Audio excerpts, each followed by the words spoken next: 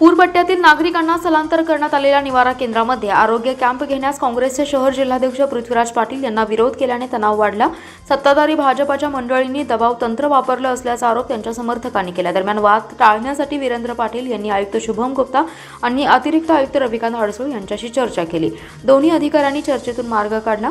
Gulabrao Patil homeopathic college आणि पृथ्वीराज पाटील फाउंडेशनतर्फे सुमारे 400हून अधिक लोकांची आरोग्य तपासणी करण्यात आली आहे। पूरबाधितांना नियमित तपासणीसह मधुमेह, उच्च रक्तदाब, हृदयविकार रुग्णांना विशेष सेवा देण्याची जबाबदारी त्यांनी घेतली। या कॅम्पबाबत महापालिका पातळीवर काही अडथळे येत असल्याने वातावरण ताणलं। अधिकाऱ्यांनी खाजगी कॅम्प नको तशी भूमिका घेतली होती। यामागे राजकारण केलं जात असल्याचा आरोप फाउंडेशनतर्फे करण्यात आला। वीरेंद्र पाटील यांनी आयुक्त शुभम गुप्ता यांना याबाबत माहिती देत आरोग्य सेवेत राजकारण नसावे अशी विनंती केली। त्यांनीही सर्व सहकार्य केले जाईल असा शब्द दिला। परंतु आज सकाळी 17 नंबर शाळेत वाद उफाळून आला। आरोग्य सेवा द्या मात्र फलक लावायचा नाही असं काहींचं म्हणणं होतं। त्यावर वीरेंद्र पाटील यांनी यासाठी कुणाचा दबाव आहे का? आमचा फलक लागला म्हणून कुणाचे नुकसान होणार आहे का?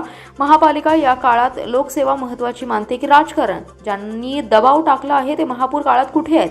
दुचाकीवरून फिरून मदत उभी राहत नाही, त्याला पुराच्या पाण्यात उतरावं लागतं अशा शब्दात उत्तर दिलं।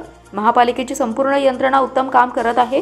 त्यांनी राजकीय दबावाला बळी पडू नये। या काळात उभी राहणारी सर्व मदत महत्त्वाची आहे अशी भूमिका पृथ्वीराज पाटील यांनी मांडली। अखेर कॅम्पला परवानगी देण्यात आली।